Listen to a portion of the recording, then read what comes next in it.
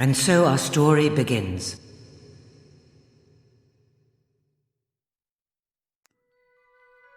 Hey guys, Jason from Casual Panic here to talk to you guys about Fable. Hot off the presses, the new Fable was announced after a 10-year hiatus, and I couldn't be happier. Now, I loved the original Fables, all three of them. So many memories walking through the fairy tale land of Albion, hunting hobs, kicking chickens, and farting in people's faces. It was a different time. So, by the grace of Avo, Microsoft and Playground Games left us with a cinematic teaser trailer with no release date in sight. So, that leaves us with plenty of time to put our thinking caps on and start theorizing. Now, let's get the conversation going and talk about the things we want them to add, all the things we want them to bring back, and all the things that we can leave back at the Tattered Spire. Let's jump into it. So what better place to start off than story? Now, the last time we clocked hours into the mainline Fable games, we were in the industrial age of Albion. Similar to the industrial age of Great Britain, the once magical world of Albion and Bowerstone was assaulted with smokestacks and factories and an overall 18th century development for the series. In that game, you play as the hero of Brightwall, the son or daughter of the hero of Blower Lake from Fable 2, who in turn was a distant descendant of the hero of Oakvale from the first Fable game. Now, the plot of Fable 3 highly revolves around building a revolution against your king tyrant brother Logan, who, quite frankly, is kind of a dick, or at least he acts like one to Albion.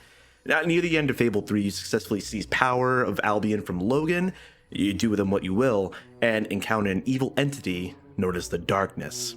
Now, this Darkness fellow is who Logan was desperately trying to save Albion from, which explains why he was always concerned about money and power over actually giving a shit about his subjects, but anyways, battle, drama, loss of a loved one, and you defeat the Darkness. Now, if you fell to the dark side, as Logan did during your tenure as king or queen, you'll notice that you did save quite a bit of lives and Albion is overall alive. Now, if you lived like a benevolent saint, you'll return to an Albion that is, well, empty. Without enough money to prepare for war, most of your people died in the war against the Darkness, so I guess nice guys do finish last? That is, of course, you didn't make fat stacks. It was able to supplement the loss of your kingdom's money with your own personal money. Then you get Fable 3's best good ending. After that came Fable the Journey, which, if you didn't have a Kinect, you couldn't play, so don't see how they can continue a story where only a quarter of the fan base played. Okay, so enough about the old games. Where does that game leave us? Where do we go from here? Well, me personally, I'm a bit torn. While I loved the Archon Bloodline storytelling with the three interconnected heroes, I do kind of think the series is in need of a facelift. I feel like we got out of the Dark Ages a bit too quick from the 500-year jump from Fable 1 to Fable 2, and I kind of think the best way to reboot the series is starting from there. I'm not particularly interested in the technology age, and I, as a wise Jedi once said, want to swing an elegant weapon for a more civilized age. Now, I know I basically just said I wanted to reboot the series, but I have to say there are just some characters and elements that I feel like you need to at least mention or have a role in the story one way or another.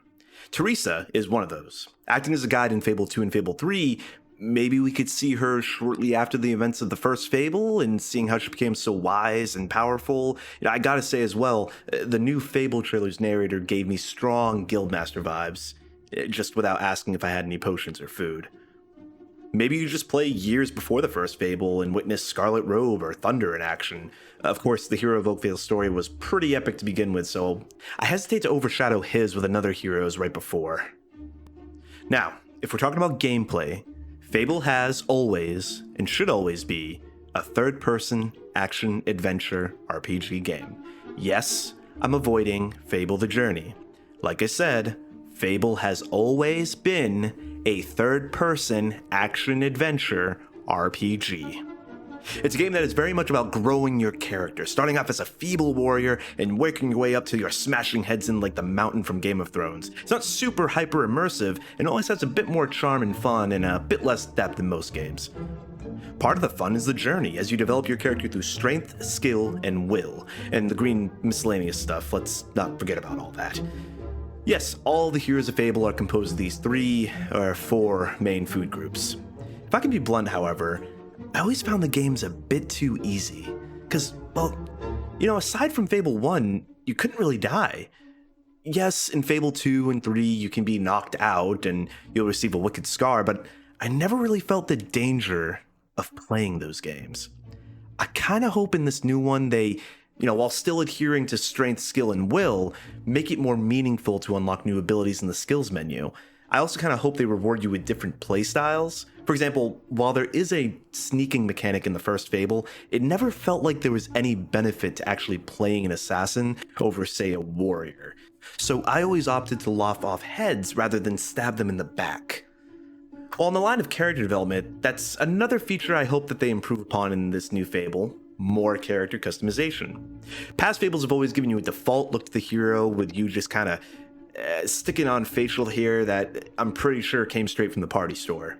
The other thing I kind of hope they improve on is the character morphing feature, where the more experience and skills you gathered for a skill line, the more affected your character's physical attributes. While on the talk of morphing, the weapon morphing component of Fable 3 was awesome and gave a lot of different ways to make a particular weapon feel truly yours. I really hope they bring something like that back. I also kind of hope that they open up the game a bit more. I feel like Fable 3 was getting the right idea. I know not every game needs to be an open world, but I just feel like Fable's fantasy and fairy tale-esque setting is just begging for it.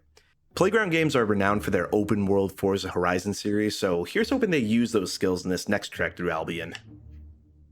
Now, at the time of this video, I am trembling in my boots while I see these articles talk about multiplayer in Fable.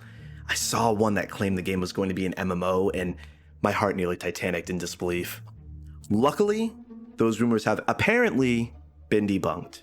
An article by Windows Central has seemingly debunked the MMO theory, also noting that while the new game may have minimal online features such as co-op, the game will primarily be a single-player experience. Nail on the head there, bud. Fable has and always should be a game where I feel more excited about playing on my own than I do playing with friends. This isn't to say I don't want a multiplayer component to the game. I remember playing the co-op with a friend of mine growing up, and it was a blast. Especially once Fable 3 made it so your two characters could actually interact and get married. I can marry my bros. All in all, yes, I will accept and even enjoy having a smaller multiplayer component to the new Fable, but the game should be built from the ground up as a single-player game. I almost think of it like Dark Souls. Oh god, not for the difficulty. I said I want a more difficult Fable, but not an impossible one, no. But Dark Souls is a game that is primarily your own experience, with occasionally calling on help from other worlds. A game where you can invite someone, but it's not always necessary and, quite frankly, isn't the main goal of the game. Of course, you could inversely be invaded by people from other worlds. Yeah, maybe Dark Souls isn't the best example. Alright, that's going to wrap it up for this video. If you guys haven't figured it out yet, I'm a huge Fable fan and would love to hear your guys' opinion on the new Fable, so definitely let me know in the comments what you think. Should it be multiplayer focused? Should the game reboot the story? Should we continue off from Fable 3? Is there a super big component from the old games that my dumbass missed? And guys, if you enjoyed this video, please leave a like, and if you want more content like this, hit the bell and subscribe. It really goes a long way. Thank you guys again for tuning into Casual Panic. I've been Jason, you've been awesome. I'll see you in the next one. But yours has yet to be written.